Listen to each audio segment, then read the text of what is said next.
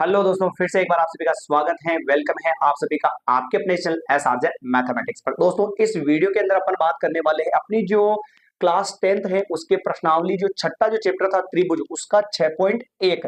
अगर आप हमारे इस चैनल पर नए हैं और आपने पुरानी क्लासेस नहीं देखी हैं और अगर आपको देखनी है तो कहां पर मिलेगी मैं आपको बता दूं। आपको क्या करना है, हमारे इस चैनल एसआरजे मैथमेटिक्स के मेन पेज पर जाना है और वहां पर आपको क्या करना है, प्लेलिस्ट के ऑप्शन पर जाना है। वहां पर आपको जो है कक्षा 10 की सभी प्रश्नावलियां 2025-26 के नाम से एक प्लेलिस्ट मिल जाएगी। उसके अंदर जितनी भी प्रश्नावलियां जो हो चुकी है, जितनी भी क्लासेस हो चुकी है, वो सारी आपको एक ही प्लेलिस्ट में मिल जाएगी। तो उन सभी को अगर आपने नहीं देखा है तो आप उनको जरूर देखें और प्लीज अगर आपको अच्छा लगे तो ही जो है आप वीडियो को लाइक, कमेंट और शेयर कीजिएगा और चैनल को सब्सक्राइब कर लीजिएगा। चैनल को सब्सक्राइब करो या ना करो कोई दिक्कत नहीं है, पर आप जो है वीडियो अच्छा लगे तो प्लीज उसको शेयर जरूर कीजिएगा, ताकि शेयर से जो है अदर जो बच्चे होते हैं पढ़ने वाले, वो भी उसके माध्यम से जो है हमारे इस चैनल से जुड़ जाएंगे। तो चलिए बिना समय को गवाए अपन बात करते हैं अपने प्रश्नावली 6.1 की। वैसे तो 3 सवाल है, मेन तो पहला सवाल ही है, बाकी दो बिना फालतू के सवाल एक बार मौखिक उनको कर लेंगे। और इसकी इसकी भी जो है ना प्रश्नावली 6, उसका भी पहला पार्ट हो चुका है। कौन सा वाला? बेसिक का, जिसमें सभी सूत्र और परिभाषाएं जो भी होती है वो सारी मैंने लिखवाई है। दोस्तों, अगर आपने नहीं समझी है और नहीं पढ़ी है और नहीं लिखी है तो उनको जाकर जरूर देखें, क्योंकि वो भी जो है इसमें भी काम आएगी और अगली जो क्लासेस रहेगी वो सभी के अंदर वो यूज होने वाली है। तो आप सभी उनको जाकर जरूर देखें और उसको भी शेयर कीजिएगा अगर आपको अच्छा लगे तो। चलिए बात करते हैं अपन 6.1 प्रश्नावली की। सवाल पहला आपके सामने लिखा हुआ है, रिक्त स्थान भी एग्जाम के अंदर पूछा जाता है और इंपॉर्टेंट भी है। तो चलिए समझते हैं क्या है ये चीज। पहला प्रश्न ये कहता है कि कोष्ठकों में से दिए गए सही शब्दों का प्रयोग करते हुए रिक्त स्थानों को भरिए।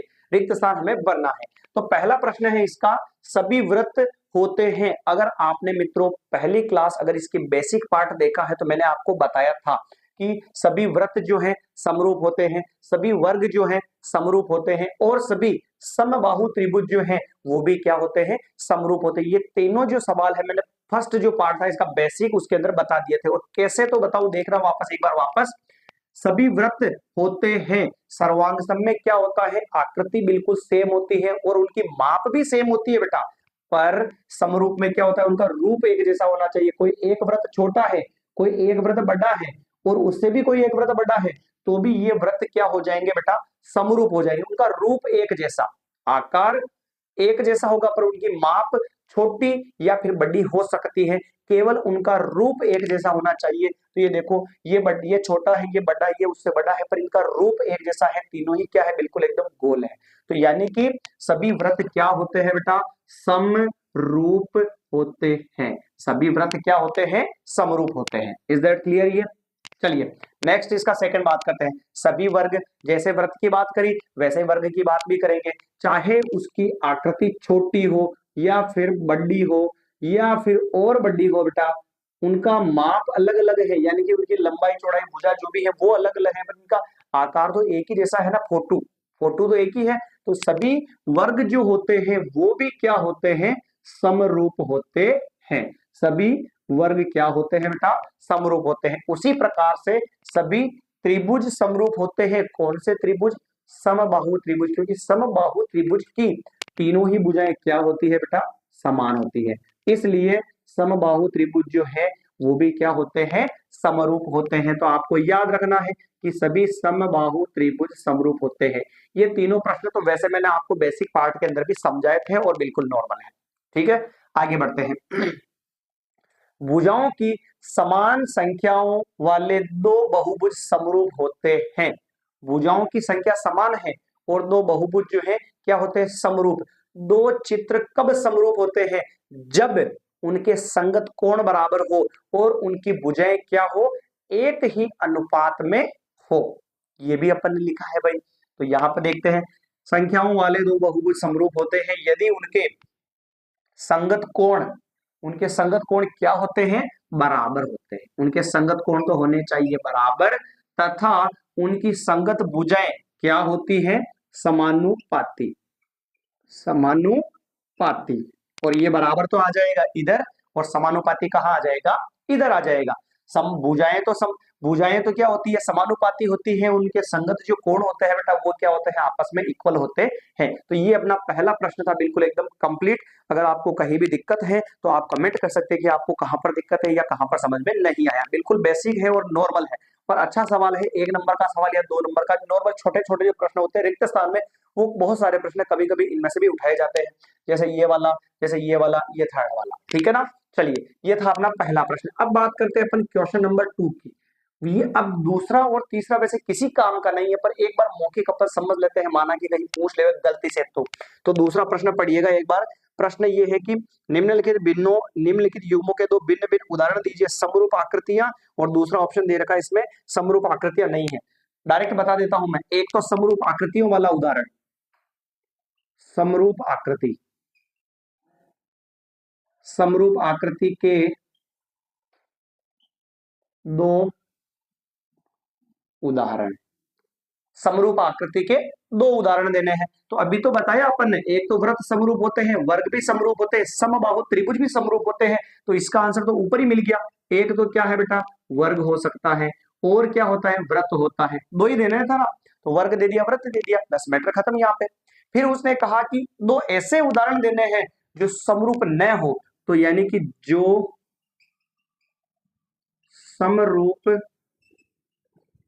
नहीं है, जो समरूप नहीं है, तो क्या नहीं है, एक तो विषम बाहु त्रिभुज, विषम बाहु त्रिभुज। विषम बाहु त्रिभुज का मतलब क्या होता है बेटा, एक ऐसा त्रिभुज जिसकी तीनों ही भुजाएं क्या हो, अलग अलग हो, और तीनों ही भुजाएं अलग अलग होगी ना, तो वो कभी भी समरूप नहीं हो सकते हैं। ठीक है भाई। और एक दे देते हैं अपन चतुर्भुज। अब चतुर्भुज में तो कोई सा ही चतुर्भुज आ सकता है ना भाई, आयत आ सकता है, वर्ग आ सकता है, समलंब आ सकता है, समचतुर्भुज आ सकता है, समांतर चतुर्भुज आ सकता है, कोई सा ही आ सकता है। तो आप याद रख सकते हो, समरूप आकृतियों के उदाहरण में वर्ग आ जाएगा, वृत्त आ जाएगा, समबाहु त्रिभुज आ जाएगा, और जो समरूप नहीं है उनमें विषम बाहु त्रिभुज आ जाएगा, और क्या आ जाएगा बेटा, चतुर्भुज आ जाएगा। ये दूसरा जो प्रश्न बिना फालतू का सवाल है, फिर भी अपन ने यहाँ पर लिख दिया और ये भी कंप्लीट हो गया। एक लास्ट प्रश्न और करते हैं अपन इसका, तीसरा प्रश्न भी विशेष नहीं है, मौखिक है। तो यहाँ पे छोटा सा अपन चित्र बना लेते हैं, पहले को रफ करके थोड़ा सा देखिएगा ध्यान से। प्रश्न पूछ रहा है कि ये दोनों आकृतियां जो है ना, वो समरूप है या नहीं है, ये हमें बताना है। दोनों आकृतियां जो हैं समरूप है या नहीं है। जैसे एक आकृति तो ये है, और एक आकृति ऐसे दे रखी है, यहाँ पे 90, यहाँ पे 90, यहाँ पे 90, यहाँ पे 90, फिर 3 सेंटीमीटर, इधर भी 3 सेंटीमीटर, इधर भी 3 सेंटीमीटर, इधर भी 3 सेंटीमीटर, और इधर दे रखा है 1.5 सेंटीमीटर दे रखा है। इसका नाम भी है भाई ए बी सी डी, और इधर दे रखा है P Q R S, P Q R S, 1.5 centimetre, 1.5 centimetre, और 1.5 सेंटीमीटर, और इधर भी 1.5 सेंटीमीटर। और प्रश्न कहता है, प्रश्न नंबर तीसरा है सर, बताना है कि ये दोनों जो आकृतियां हैं वो समरूप है या नहीं। समरूप का मतलब वैसा बता ही दिया, एक ही रूप के, चाहे उनका आकार छोटा या बड़ा हो सकता है, पर आकृति एक ही टाइप की होनी चाहिए।